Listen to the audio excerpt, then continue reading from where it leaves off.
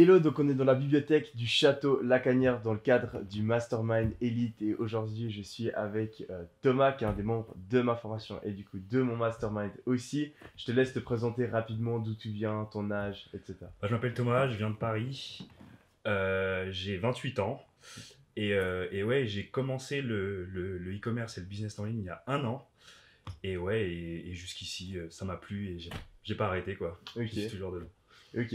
Et du coup, est-ce que tu pourrais un petit peu nous partager ton background, qu'est-ce que tu faisais avant Ouais, voilà, d'être dans le business en ligne? bah disons que j'avais une vie entre guillemets normale, on va dire. Ok. J'ai un peu voyagé, j'ai habité à l'étranger, etc. Et j'ai pas forcément de diplôme particulier, donc j'ai un bac.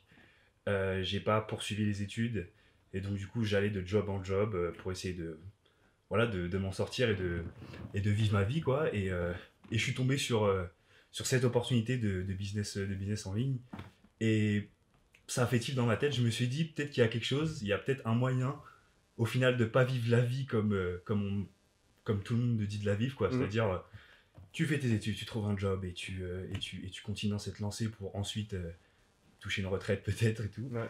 Et ouais, et je me suis toujours dit depuis très longtemps, depuis petit, que c'était pas ce que je voulais faire, de toute Mhm. façon, quoi qu'il arrive, c'était pas ce que je voulais faire.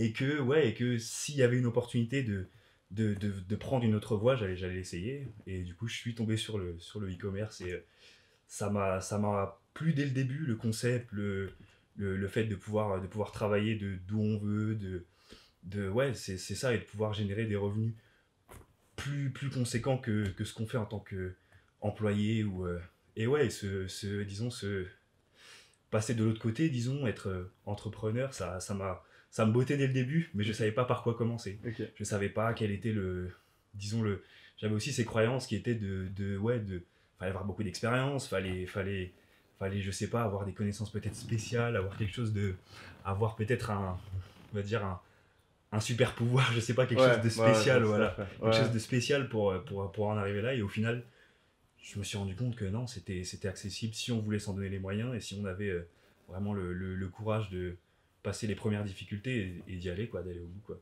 Ok. Et du coup, il y a toujours plein de personnes qui hésitent, qui se lancent à moitié, etc. Quelles étaient en fait tes motivations qui t'ont permis de vraiment passer à l'action quand tu t'es lancé dans l'e-commerce? Les vraies motivations, moi, je sais que ma motivation première, ça a été la liberté. C'était quelque chose que je recherchais, d'avoir une certaine liberté géographique, liberté de temps aussi. Mhm. Et c'est vrai que en ayant un job, c'est pas quelque chose qui m'épanouissait. J'avais pas forcément le temps de me développer personnellement, voilà, ouais, d'avoir du temps pour pouvoir se développer, d'avoir la possibilité de bouger un peu où on veut et de comment dire, et de pas rester fixe à un endroit. Et ouais, et cette routine aussi Mhm. qui m'embêtait quoi.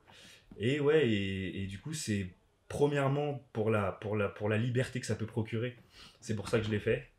Ensuite c'est pour des accomplissements personnels, réussir à se dépasser, à aller beaucoup plus loin et disons, sortir du cadre traditionnel de ce qu'on nous a inculqué, quoi. Ouais. Parce que venant voilà, d'une famille modeste, j'ai pas forcément eu cette éducation Mhm.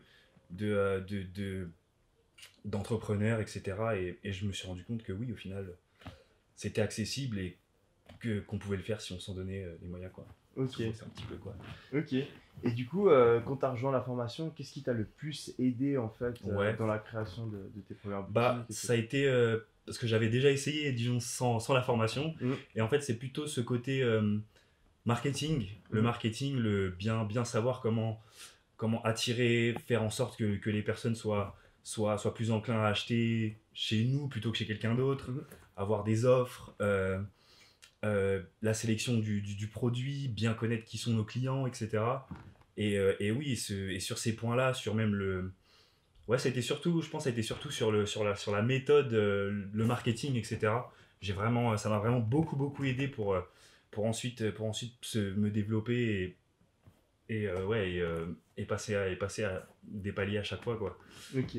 Et du coup, tu as réussi à atteindre quel chiffre et avec quel moyen publicitaire? Alors j'ai commencé par Instagram, du coup j'ai Ok. commencé par les influenceurs. Ouais. Au tout début, j'ai fait environ 30 000 euros avec les influenceurs, un peu Ok. plus, de CA. Mhm.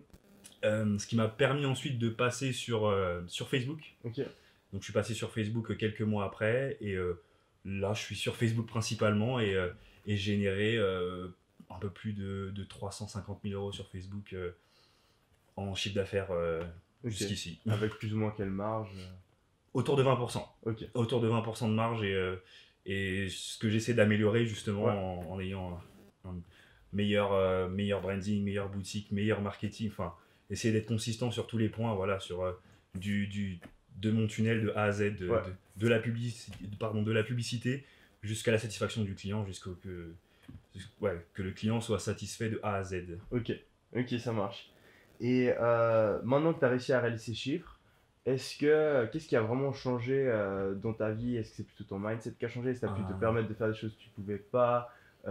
Qu'est-ce qui a vraiment été la plus grosse différence entre la situation que tu avais avant et la situation que tu peux avoir maintenant? Bah, ça a été la confiance que j'ai pu gagner grâce à ça. Mhm.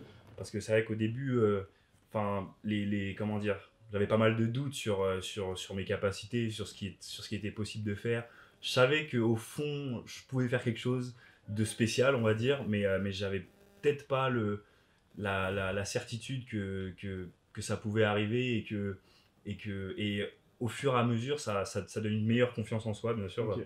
Une meilleure confiance en soi, je dirais que ça booste aussi la vision du futur. Disons, c'est la vision Mhm. du futur, elle devient beaucoup plus large, beaucoup plus la vision du monde, la vision du. Avant, j'avais l'impression d'exploiter que 10% de ma vision.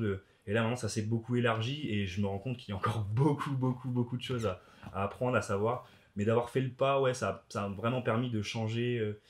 Ouais, changer d'état d'esprit, d'avoir un peu plus confiance, une meilleure vision du futur, et ouais, et affiner ses capacités, essayer voilà, de toujours vouloir plus se développer, etc.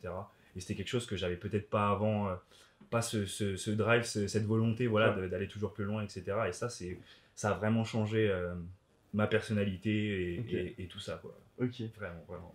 Ok. Et du coup, si tu pouvais donner un conseil vraiment en rapport avec le business, que ce soit la publicité ou la Ouais. boutique, etc., qu'est-ce que ce serait? Un conseil.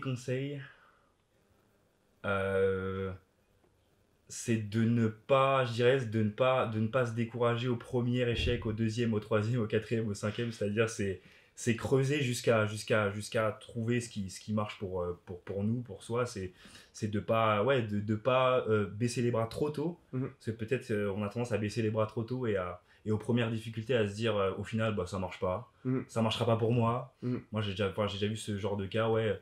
Enfin, de gens qui me disaient, ouais, ça marche pour toi parce que tu l'as un peu en toi, un peu. Alors que Mhm. Ouais. pas du tout en fait. Ouais. Quelque chose que tu développes au fur et à mesure et Mhm.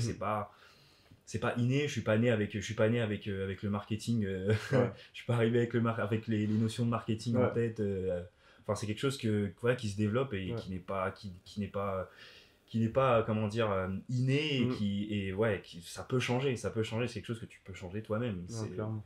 Ouais, moi, je compare souvent l'entrepreneuriat, c'est comme une langue, quoi. Ouais, C'est c'est pas comme soit tu parles, tu peux parler chinois, soit tu peux pas parler chinois. Non, c'est la personne qui apprend le chinois, qui, voilà, au début, elle arrivera pas, et au et au final, final, oui, ça voilà. vient. C'est la même chose dans l'entrepreneuriat, il y a besoin de faire ses premières erreurs, avoir ses premières expériences, s'informer de plus en plus, Ouais, ouais. et ça s'apprend, et on devient de plus en plus Voilà, on fort, et les s'affine. chiffres, ils suivent C'est ça, au ouais. fur et à mesure qu'on se développe, Ouais, ouais. clairement. Du coup, quel conseil tu pourrais donner? Ton conseil était assez similaire à ça. Mais si par exemple tu pouvais revenir en arrière au Ouais, moment où ouais, toi tu t'es ouais. lancé et Ouais. te donner un conseil à toi-même, qu'est-ce que ce serait? Euh, de, de travailler un peu plus parce qu'au début, sur les premiers un peu réussites, c'est-à-dire les premières promos un peu réussies, on a tendance un peu se reposer sur ses lauriers. Je me suis un Mhm. peu reposé sur mes lauriers à me dire, ah ça y est, ça a réussi, du coup bah c'est bon quoi. Du coup Mhm. c'est bon, je vais faire des gros chiffres bientôt, ça va exploser. Et au final, c'est pas du tout ça. Au final, c'est une remise en question constante. Mhm. Pour passer des niveaux, il faut se remettre en question à chaque fois, fournir un travail disons, plus intelligent, plus affûté, et ne pas se disperser dans tous les sens et essayer de rester focus. Ce que je dirais aussi comme conseil, c'est d'essayer de rester focus sur, disons, peu de choses. Mhm. Moi, je sais que je travaille sur peu de boutiques à la fois. Ouais. J'essaie de rester focus sur peu de boutiques. Ce qui m'a causé préjudice, c'est d'être sur trop de projets à la fois, trop de boutiques. J'ai trop dilué mon attention et ma concentration, ce qui a fait que voilà, les résultats n'étaient pas forcément là. Et en me recentrant et en me disant qu'il fallait se focus plus particulièrement sur peu de choses pour concentrer son énergie, oui, c'est vrai que ça marche mieux. Ok. Ça marche mieux. Du moins, dans mon expérience, c'est ce que j'ai remarqué. Ok. Et du coup, petite dernière question, est-ce que tu recommanderais la formation et pourquoi? Bah, bien sûr, je la recommanderais parce que c'est complet. Pour moi, c'est complet.